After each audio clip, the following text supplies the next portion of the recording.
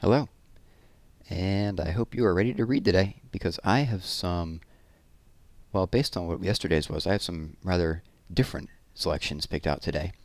Yesterday, I said I was tired of the rain and the weather changing all the time, so I decided just to read about summer and warmer weather.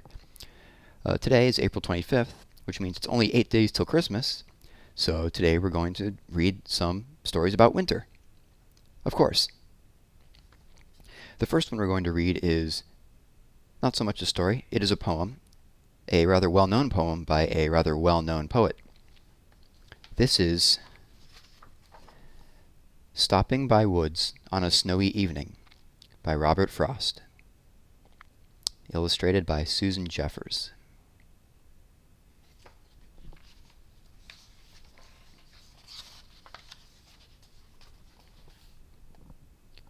Whose woods these are, I think I know.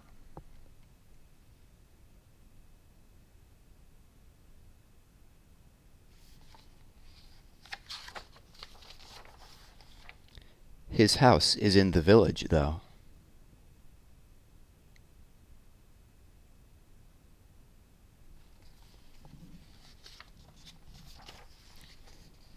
He will not see me stopping here to watch his woods fill up with snow.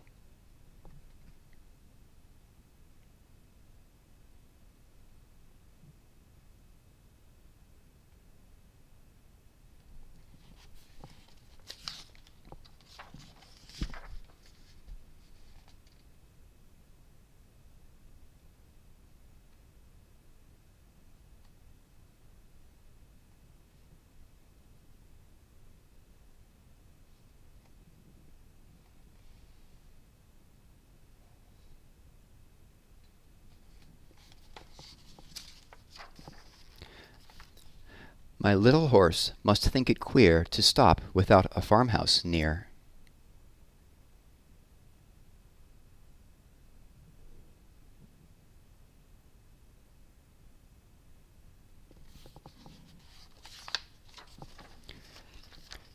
Between the woods and frozen lake, the darkest evening of the year.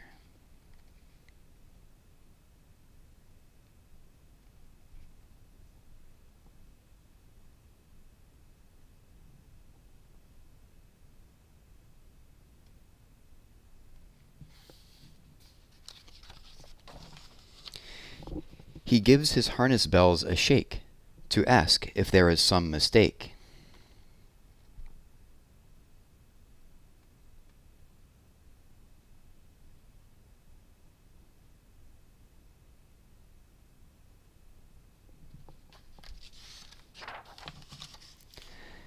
The only other sounds the sweep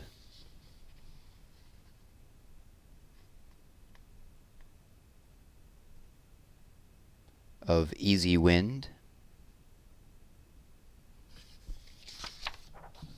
and downy flake.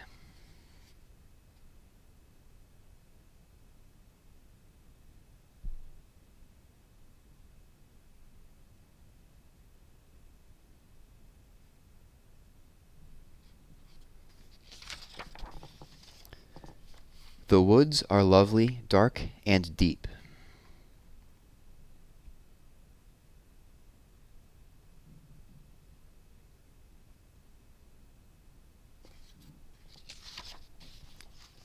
But I have promises to keep.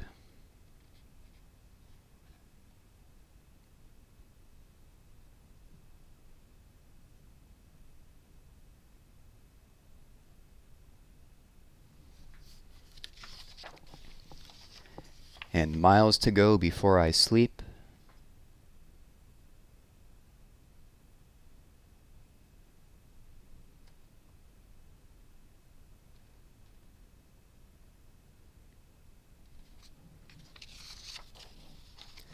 And miles to go before I sleep.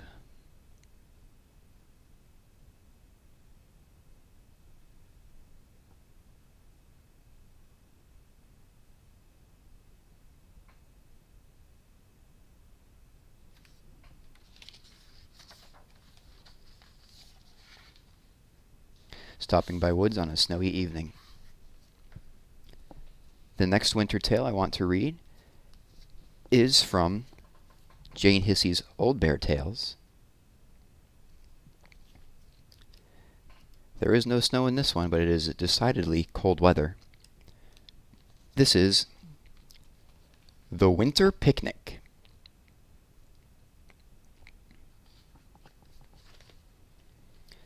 Spring had not quite arrived. There were no leaves on the trees, or eggs in the nests, and all the toys were well wrapped up and sitting around in the playroom. "Let's go for a picnic," said Old Bear suddenly. "A picnic?" chorused the others. "But it's cold." "Then we'll take warm food and coats," said Old Bear. "It's a perfect day for a picnic." "Why is it perfect?" asked Bramwell Brown, looking at the trees blowing in the wind outside. "Because nobody else will be having a picnic," said Old Bear, "so we'll be able to choose the best picnic place and have it all to ourselves." "And nobody else will be using the picnic basket," said Little Bear.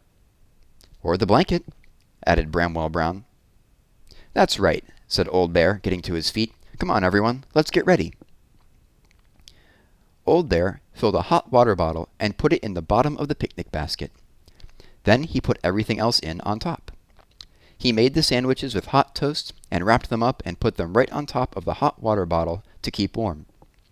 Then he filled a flask with hot soup and wrapped up hot buns, sausage rolls, baked potatoes in their jackets, and a jar of honey.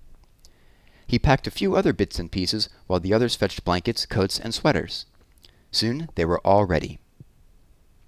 There was just a hint of frost on the path as they marched out of the house, dragging the picnic basket along on a little four-wheeled cart. "We must be mad," said Bramwell Brown, "but it's rather fun to be having the first picnic of the year. Where are we going to have it?" "I suggest over there," said Old Bear, pointing to the top of a little hill. "It will be a nice view up there." "It'll be a bit windy," said Hairy Bear, rather doubtfully, "and we'll have to walk all the way back, don't forget." But nobody was really listening. They were pulling and puffing their way up the hill. By the time they were halfway up, most of them had taken off their coats, and some had even removed their sweaters. Hairy Bear took off his scarf. "I feel quite warm again now," said Bramwell, "and I'm very hungry." At last they reached the highest point. "This will do," said Old Bear, spreading out one of the blankets and sitting down in the middle of it. The others joined him. They left the basket on the little path and unloaded the food. The soup in the flask was lovely and warm, and they all wrapped their paws around a steaming mug of it. The honey had gone a bit runny, and the butter had melted out of the sandwiches, but it all tasted good.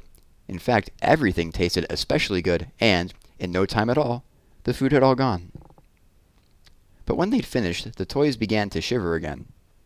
"Come on," said Old Bear. "It's too cold to sit still. Let's play some games." They played a very quick game of hide-and-seek, and an even quicker game of hunt the acorn, and then they rolled pebbles down the hill. Rolling pebbles down the hill wasn't really active enough, and soon they began to feel chilly again. "The hot water bottle is still warm in the picnic basket," said Bramwell Brown. "Why don't we all get in with it for a little while, just to warm up?" Rubbing their paws together, they all climbed into the nearly empty basket. "Oh, lovely," said Hairy Bear, as his paws touched the warm hot water bottle. "I'm as warm as summertime now." They all snuggled down while Old Bear told them stories of picnics he used to go on when he was a new bear many years ago. They didn't mind that the basket was a bit sticky with spilled honey, or that there were crumbs all over their fur. "It's warm in here, isn't it?" said Little Bear. "I won't want to get out to go home." None of them wanted to get out, but, as it turned out, they didn't actually have to. They had forgotten that the picnic basket was still on the little four-wheeled cart. Suddenly, a big gust of wind caught the open lid and began to blow the basket down the hill. "Oh, no!" cried Old Bear. "Help!" But of course there was nobody to help. Nobody else was out having picnics in weather like that. They were the only ones. All they could do was hold on to each other as tightly as they could and hope that the basket wouldn't stop too suddenly. "It's when things like this happen," said Bramwell Brown shakily, "that you wish you were having a picnic on a normal sort of day, when there were lots of people around to rescue you." The basket bumped its way down the little hill. It jumped a very small stream and headed towards the gate. "Duck!" shouted Old Bear. And they all ducked, except the Little Bear, who was busy looking for a duck, as they whizzed under the bottom rung of the gate. If anyone had seen the picnic basket now, they would have thought it was just a picnic basket on wheels rolling down the hill. They would never have guessed that there were 5 brave picnickers inside. Old Bear, Bramwell Brown, Hairy Bear, Little Bear, and I think this one's name is Buttercup.